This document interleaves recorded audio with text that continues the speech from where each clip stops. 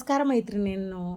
तर आपली रेसिपी असणार आहे फिश फ्राय, जे की बांगडा फ्राय, रावस फ्राय आणि त्याच्याचबरोबर फिश करी. तर चला, आज आपण मासे आणण्यापासून ते अगदी सगळा स्वयंपाक आपला माशाचा तयार होईपर्यंतची रेसिपी मी तुम्हाला दाखवणार आहे. तर इथं वेगवेगळे पापलेट, बांगडा, रावळ, सुरमई, टुना अशा सगळ्या प्रकारचे समुद्री पाण्यातले मासे म्हणजे खाऱ्या पाण्यातले मासे मी तुमच्याबरोबर शेअर करते आहे.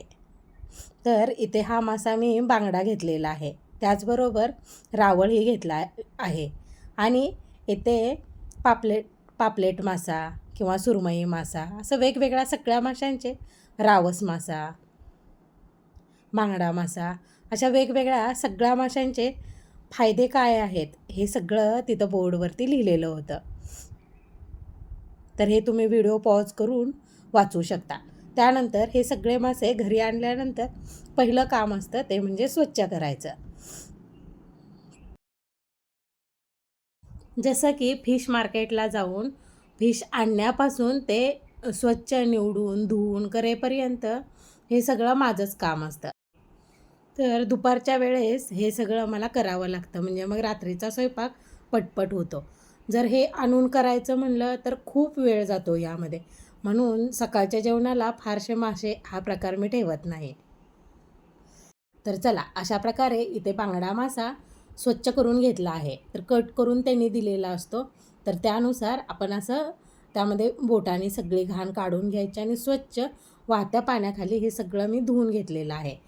त्यानंतर मग दुसरी प्रक्रिया म्हणजे त्याला मसाला लावायचा. आता सुरुवातीला थोडासा लिंबू पिळायचा, अर्धा लिंबू इथे घेतलेला आहे मी. तर अर्धा लिंबू आहे, त्यातला पण अर्धा एवढे मासे मी माशाला मस्तपैकी पिळून घेतला आहे. त्यानंतर मीठ लावलेलं आहे, त्यानंतर हळद लावलेली आहे. त्याच्याबरोबर आलं लसूण ही पेस्ट आत्ताच लावून घ्यायची आहे. माझी ती राहिली होती म्हणून मी शेवटी लावली आहे. त्याचबरोबर आपल्या तिखटाचं प्रमाण कसं ठेवायचं त्यानुसार तिखटही लावून घ्यायचं आहे. तर हे सगळे मसाले छानसे एक एक मासा हातात धरून छानसे लावून घ्यायचे आहेत. त्यानंतर इथे हा रावस मासा आहे. तर रावस मासा तसं त्यामध्ये काटे नसतात आणि चवीलाही छान असतो, म्हणून आज मी तोही घेतला आहे. या माशालासुद्धा सेम हळद, मीठ, लिंबू हे सगळं छानसं लावून हाताने चांगलं लावून घ्यायचं आहे. त्यानंतर आलं लसूण पेस्टही त्याला लावून घ्यायची आहे. त्यानंतर थोडीशी चटणीही लावायची आहे, म्हणजे आपण जो आमटीला मसाला वापरतो तो लावला तरी चालतं. आणि हे छानपैकी झाकून ठेवायचं आहे. हे साधारण 20 ते 25 मिनिट झाकून ठेवलं तरी चालतं. आता हे मासे मी फिश करीसाठी वापरणार आहे, म्हणजे जो माशांचा तोंडाकडचा भाग येतो तर छानसा बारीक बारीक तुकडे कट करून घेतलेले आहेत आणि ते स्वच्छ धुवून त्याला आपण लिंबू न पिळता म्हणजे फक्त हळद आणि मीठ एवढं लावून ते ठेवायचं आहे. तर हे रावस आणि बांगडा हे दोन्ही माशांचं मी बनवून घेतलेलं आहे. तर चला, ते मी मसाला बनवण्यासाठी खोबरं जरासं घेतलं आहे, त्यानंतर कोथिंबीर घेतली, आलं बारीक चिरून घेतलेलं आहे, त्यानंतर लसणाच्या काही पाकळ्या, हे सगळं मी मिक्सरला बारीक करून घेते. आणि इकडे तोपर्यंत भात बनवायची तयारी सुरू आहे, म्हणजे माझं काम होणार आहे. तर इकडे माझा भातही इकडे ठेवलेला आहे.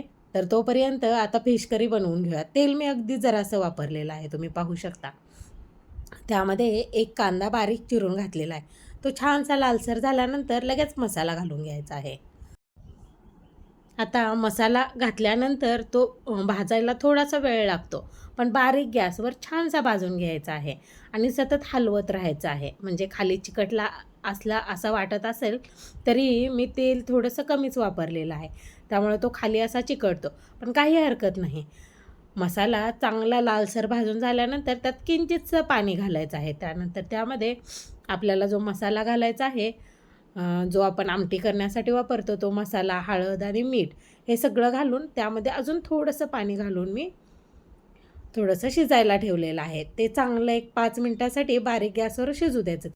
त्यानंतर त्यामध्ये मी कोकमचे 2-3 तुकडे घातलेले आहेत. तर ह्याच्यामुळं खूप अशी आंबटसर अशी टेस्ट येते, खूप छान टेस्ट येते. त्यानंतर त्यामध्ये थोडंसं पाणी घातलं आणि परत एक उकळी काढून घेतली. त्यानंतर आपल्याला जितका रस्सा पाहिजे तेवढं पाणी ओतून घ्यायचं आहे आणि त्याची छानशी उकळी यायला लागली की त्यामध्ये आपण जे हळद आणि मीठ लावून ठेवलेले जे माशाचे तुकडे होते ते सगळे घालून घ्यायचे आहेत. आणि हे सगळं घालून घेतल्यानंतर 10 मिनटासाठी आपल्याला गॅस एकदम बारीक करून ठेवायचा आहे. इथे मी थोडंसं पाण्याचं प्रमाण वाढवलेलं आहे.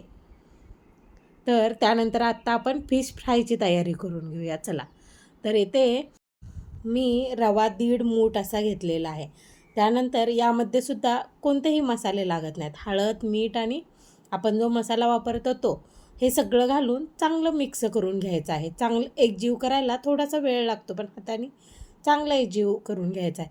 त्यानंतर आपण जे फिशला मसाला लावून ठेवला होता ते सगळं फिश यामध्ये छानसं बुडवून घ्यायचं आहे. ह्याला दोन्ही बाजूला चांगला रवा लावून घ्यायचा आहे. मी आता ज्वारीचं पीठ जर लावलं तर बऱ्याच वेळा काय होतं की त्याचा पापुंद्रा राहिल्यासारखा राहतो. त्यामुळं मी नेहमी याच पद्धतीने मासे बनवते. तर मी तेल किती ओतलं तुम्ही पाहू शकता. तव्यामध्ये अगदी आपल्याला 1 पळीच तेल ओतून घ्यायचं आहे. ते चांगलं तव्यामध्ये पसरवून घ्यायचं आहे आणि आपल्याला हे सगळे मासे तव्यावर ठेवून द्यायचे आहेत. गॅस मात्र स्लो ठेवायचा आहे. त्यानंतर बाजूने थोडंसं तेल सोडायचं आहे आणि झाकून ठेवायचं आहे. 2 मिनटासाठी साधारण हे झाकण ठेवून द्यायचं आहे. त्यानंतर अशा प्रकारे पलटी करून घ्यायचं आहे. तुम्ही पाहू शकता एकदम छान असे वाफेवर शिजून निघतात आणि अगदी कमी तेलात असे एकदम टेस्टी मासे होतात आपले. तर हे पलटी करून झाल्यानंतर पुन्हा एकदा आपल्याला जरासं तेल सोडून घ्यायचं आहे आणि नंतर झाकण ठेवून द्यायचं आहे. हेही 2 मिनटासाठी. तोपर्यंत इकडे आपला रस्सा तयार झालेला आहे. तर पाहू शकता की इकडे आपला रस्साही तयार झालेला आहे आणि इथे मी फिश परत एकदा पलटी करून घेतलेले आहे आणि नंतर आपण अजून पलटी करून घ्यायचं आहे. हे सगळं मात्र एकदम स्लो गॅसवर करायचं आहे. अगदी आपल्याला तवा भाजायला 10 मिनटाचा वेळ लागू शकतो, पण काही हरकत नाही. पण तेल कमीत कमी वापरलं जातं आणि खायलासुद्धा खूप टेस्टी होतात. तर तोपर्यंत आपण बाकीच्या फिशलासुद्धा रवा लावून घेऊया. तर इकडे आपले बांगडे मासे पण तयार आहेत करण्यासाठी. तर चला, आता हाही तवा माझा झालेला आहे. अशा प्रकारे मी आता बाकीचेसुद्धा फिश तळून घेते आहे. तर तुम्ही पाहू शकता आपले फिश काढल्यानंतर तव्यामध्ये काहीही शिल्लक नाही, एक थेंबही तेल शिल्लक नाही आहे. तर अशा प्रकारे आपण अगदी कमी तेलामध्ये असे फिश बनवू शकतो आणि खूप टेस्टीही लागतात. आणि तसंही तेल खाणं आरोग्याला जास्त चांगलं नसतं, त्यामुळं कमीत कमी तेल वापरलेलं बरं असतं.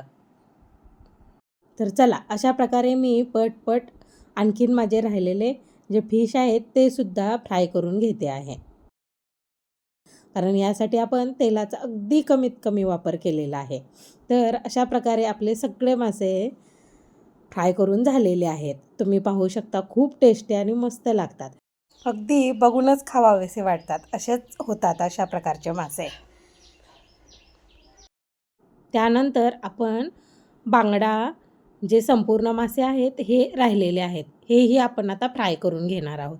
आता हे मासे जरी अख्खे असले तरीसुद्धा काही प्रॉब्लेम नाही. हेही अगदी मस्त आणि छान भाजले जातात. फक्त आपल्याला हे मासे फ्राय म्हणजे थोडेसे वाफवून घ्यायचे आहेत. तेही अगदी कमी तेलामध्ये. तुम्ही पाहू शकता मी किती कमी तेल घातलं आहे. अगदी कमी तेलामध्ये सोडून द्यायचे आहेत तव्यामध्ये.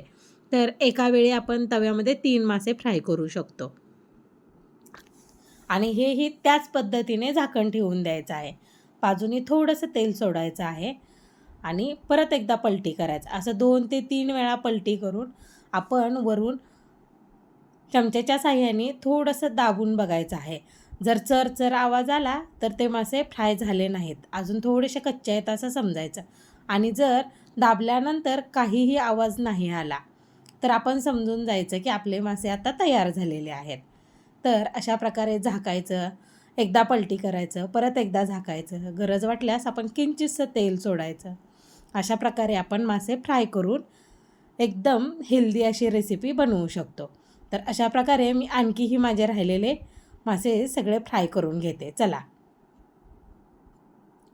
तर तुम्हाला मी दाखवलेल्या ह्या रेसिपी आवडतात का? किंवा ही आता फिशची रेसिपी आवडली का? आवडली असेल तर एक लाईक नक्की करा आणि व्हिडिओ आवडला तर तुमच्या मैत्रिणींना शेअर करायला विसरू नका. तर चला, अशा प्रकारे आपले हे मासे फ्राय झालेले आहेत. तर आजचा असा मस्त असा मेनू आहे फिश फ्राय. 2 प्रकारचे फिश फ्राय केलेले आहेत आणि फिश करी आणि मस्त असा भात. तर भाताबरोबर मासे छानच लागतात. हा व्हिडिओ आवडला असेल तर सबस्क्राईब करा. नवीन रेसिपी पाहण्यासाठी बेल आयकॉन क्लिक करा.